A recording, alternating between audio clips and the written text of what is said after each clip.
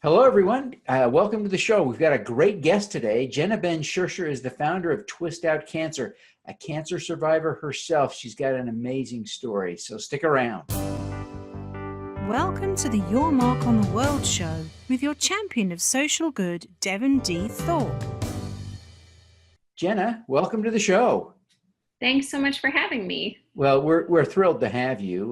We're thrilled to have you around at all these days. I know there were probably times when you were scared and frustrated. Tell us a little bit about, you had a really rare cancer in your 20s. Tell us a little bit about that experience. It must have been horrible. It was horrible, and I feel very grateful and lucky to be here.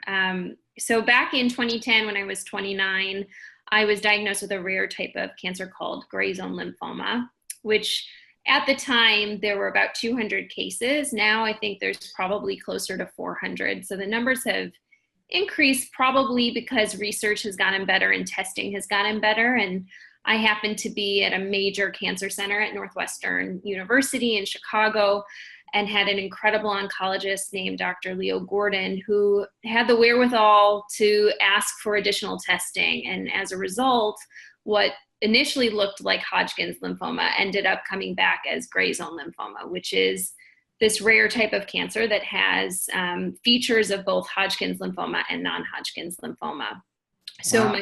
my treatment ended up being geared towards a very aggressive non-Hodgkin's regimen. So it required, 6-day hospitalizations every 3 weeks for about 6 months. And, luckily I responded very quickly to the treatment and haven't had a recurrence. It's been 8 years and feel very lucky to be here, but it was not without challenges and without drama and without some significant realizations along the way.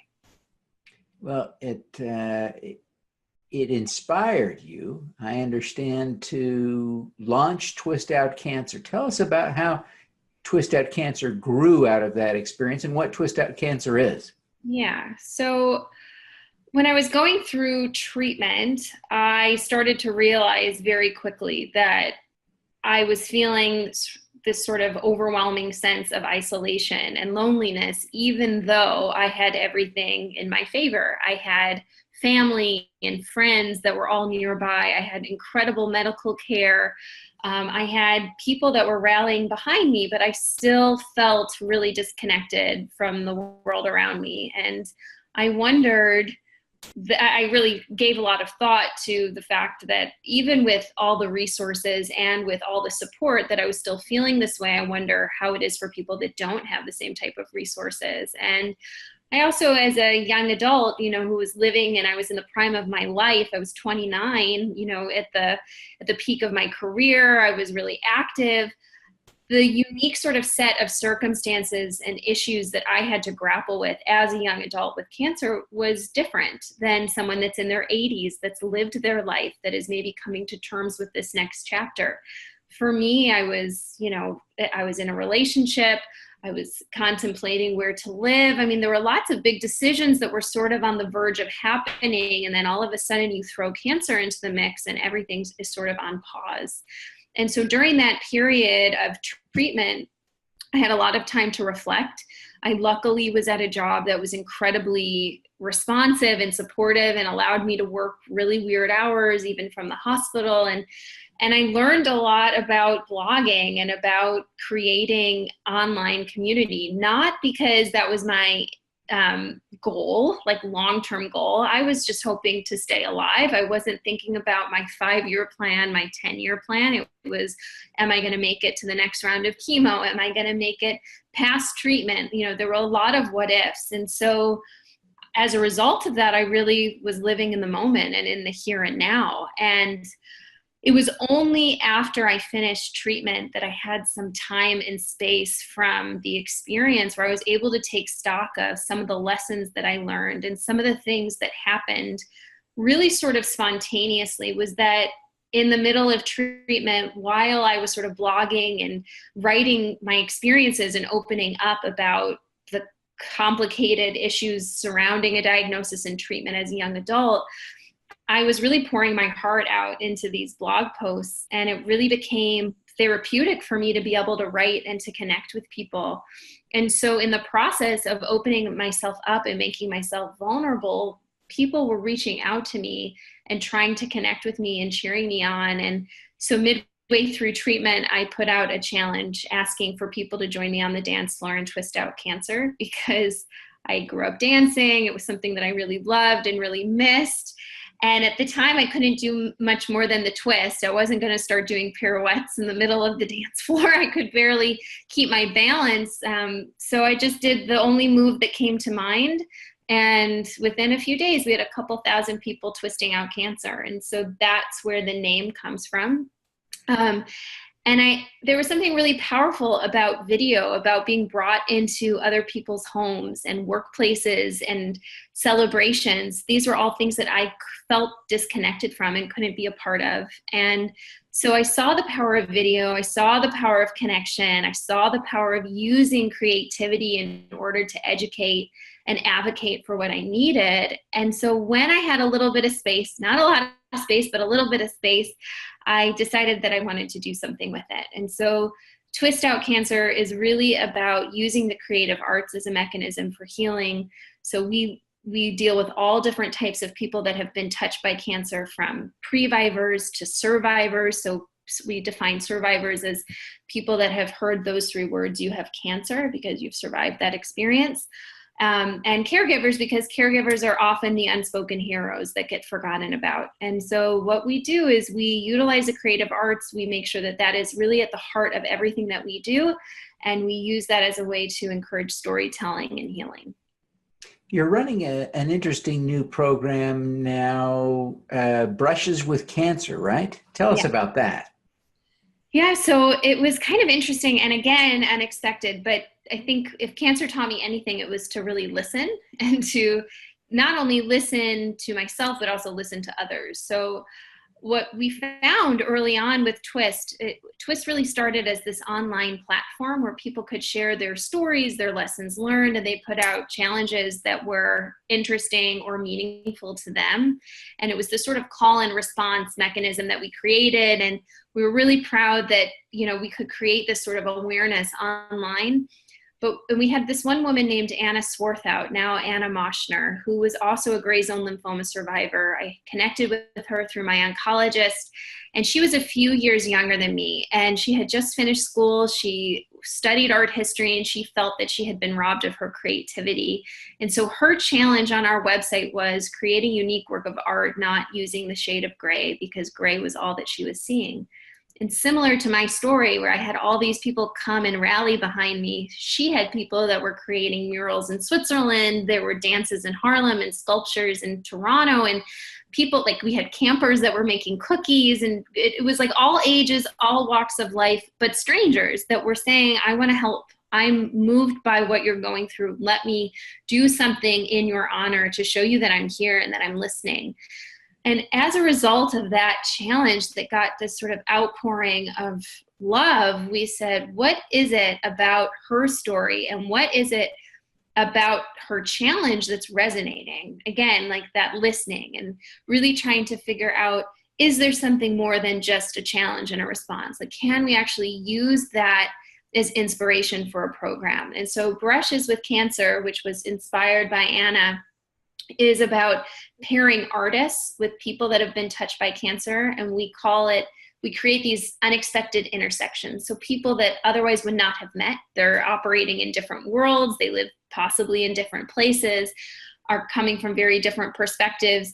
We match them up. We have them go through an application process. And over a 4 to 6 month period, they develop deep relationships that are guided by our mentors. And the artists are charged with creating a unique work of art that's reflective of their journey. And we have these big art exhibitions and galas to celebrate those stories.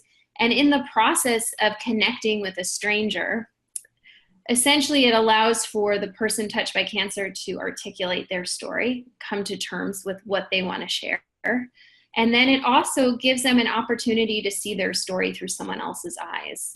And for the artist, it gives them an opportunity to use their talent and their skills to be able to help support someone that needed it. And so the actual art exhibitions and events have also really unexpected things that happen because the artwork intentionally all goes up for auction because we believe in this concept of paying it forward. So you've gone through this experience, and through that experience, you then can raise money that funds the next match, that funds the next program. And so it's not just about taking, it's about giving back. And so through the exhibitions, we also in turn are able to advocate and educate and build community. So that's what it's all about. Jenna, what is the thing you're most proud of having accomplished? There's a lot. I mean, I think that I'm so happy that this is not about my story anymore. So for me, when I finished treatment, because I had spent all that work writing and connecting with, social workers, family, friends, and I really processed it. And and I'm still processing it, but I did a lot of heavy lifting during that year of sickness. And I really was determined to try and shift the spotlight from me to others. And so the fact that I can now talk about how our programs have impacted others and what has happened since, that to me is the best part of it.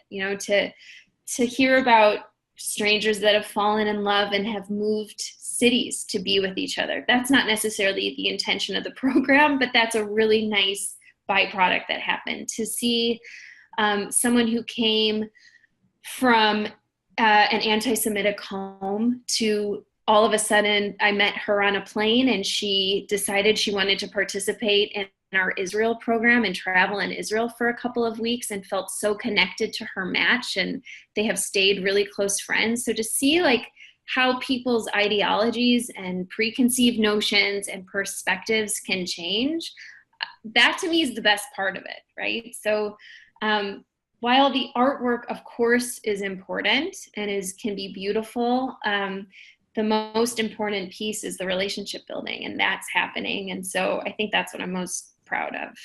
And what's the most important lesson you've learned? Well, I said to listen, that's a big one. But I think that to know, so as a founder of the nonprofit, I think the most important lesson is to know what you don't know and to be comfortable asking those questions and building a team of people that are smarter than you, more skilled, that have what you don't have, and being okay with that. I'm okay with not having all the answers, and I've gotten very good at asking for help. And I think that cancer taught me that in a way, right? Because I couldn't do it on my own. I had to ask for help. I had to rely on a medical team to save my life, and I had to rely on my family and friends to build me up again. So I think that's kind of a key theme. Jenna, what is your superpower? I don't have a superpower. I am very much a human, and I make mistakes all the time. And I think I've learned to forgive myself and to not beat myself up as much. I think I used to really be very critical of myself in certain ways. And I think now, since I've had this near-death experience, I am able to be more forgiving. Oh, that's a profound lesson. Well, Jenna, thank you so much for taking the time to be with us today. We're so grateful that you would do it. I know you're busy. Before you go, would you take just a minute and tell people how they can learn more about Twist Out Cancer and connect with you personally? Yeah, so you can go to twistoutcancer.org to learn all about the organization and the work that we're doing, and you can always email me at jenna@twistoutcancer.org. Fantastic. Well, Jenna, thank you so much for being with us today. We wish you every success. Devin, thank you. All righty. Let's do some good. Thank you for listening. Devin Thorpe's mission is to end extreme poverty, improve global health, and mitigate climate change before 2045 by finding and sharing the stories of those who are doing the most good. You can join with other listeners to accelerate Devin's mission by visiting helpdevin.org right now.